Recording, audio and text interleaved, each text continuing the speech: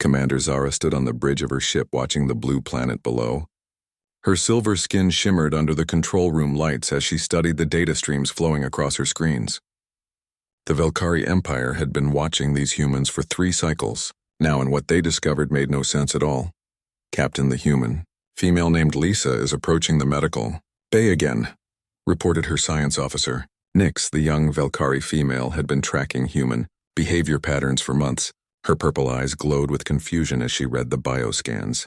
"Show me the readings," Zara commanded. She moved closer to the main display where Lisa Walker appeared on screen.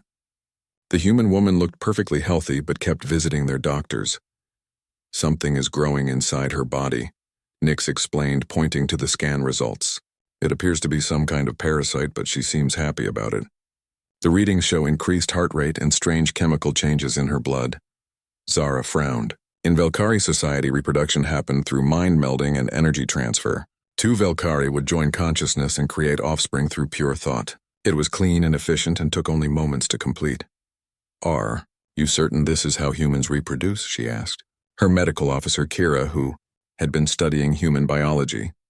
Kira nodded her blue head slowly. "Yes, Commander. They actually insert genetic material through physical contact, and then the female carries the developing organism inside her body for over 200 rotations of their planet." "That is impossible," Zara declared. "No intelligent species would put themselves through such a primitive and dangerous process." But the evidence kept coming. They watched as human couples engaged in what appeared to be combat, but the bio-readings showed pleasure responses instead of pain. They observed females growing larger and slower as the organisms inside them developed. Most shocking of all, they witnessed the actual birth process through their medical scanners. "Commander, you need to see this," Nyx called out with panic in her voice. "The human female named Amy is in distress. Her body is contracting and she appears to be in severe pain." Zara rushed to the scanner display. Amy Chen was in what humans called a hospital, surrounded by medical staff. Her vital signs spiked as her body went through violent spasms. "We must help her," Zara ordered. "Prepare the medical transport beam." "Wait, Commander," Kira interrupted. "I believe this is normal for their species." The other humans seemed calm and supportive. "They are not attempting emergency procedures." Hours passed as they watched in horror. Amy screamed and struggled as her body worked to expel the organism growing inside her. The Velkari crew stood frozen at their stations, unable to comprehend what they were witnessing. Then something amazing happened. A tiny human emerged from Amy's body, alive and breathing. The medical staff cleaned the small creature and placed it in Amy's arms. Instead of fear or disgust, Amy's face filled with pure joy and love. "I do not understand," Zara whispered. "She endured such pain and suffering, but now she appears happier than ever." "Commander, I have been analyzing human emotional responses during reproduction," Kira reported. "Despite the physical trauma, they experience intense bonding chemicals. The pain seems to create stronger attachment to their offspring." Zara studied the readings with growing fascination. Velkari young were created perfect and independent, requiring no care or emotional connection. But these human babies were completely helpless, depending entirely on their parents for survival. "Look at this." Nyx pointed to another display. "The human male named Ben is also showing elevated emotional responses. He appears to be bonding with offspring that does not even share his direct genetic pattern." They watched Ben Martinez hold the baby with tears streaming down his face. His joy seemed as intense as Amy's, despite not carrying the child himself.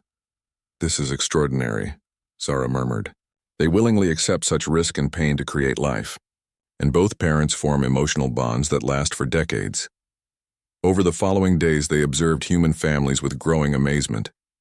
Parents sacrificed sleep, comfort, and resources for their children. They worried constantly about their offspring's well-being and celebrated every small achievement.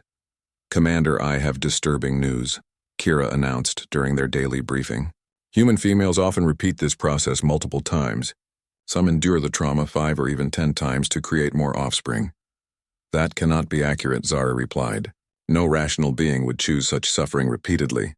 But the data proved her wrong.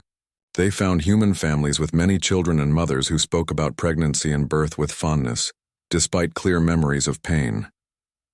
"I believe we have underestimated this species," Nyx observed quietly.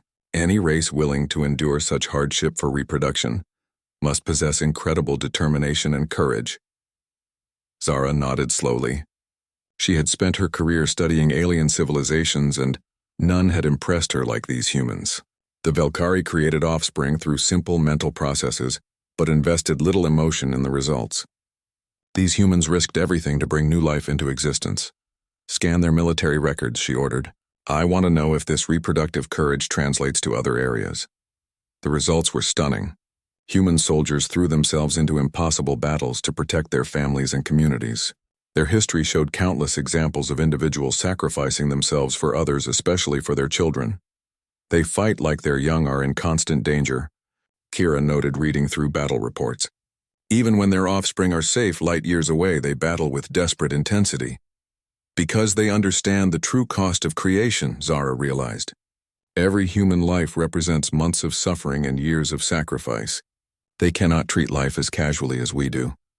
She thought about her own species and felt something she had never experienced before. The Velkari created perfect offspring through easy mental processes, but felt little connection to them. Children left home within cycles, and parents forgot about them quickly. But these humans built their entire civilization around protecting and nurturing their young. They created complex social structures designed to help families survive and prosper. Commander, incoming transmission from the human vessel Endeavor, the communications officer announced. They are requesting peaceful contact. Zara straightened her uniform and prepared to meet these remarkable beings. She had watched them from distance but never communicated directly.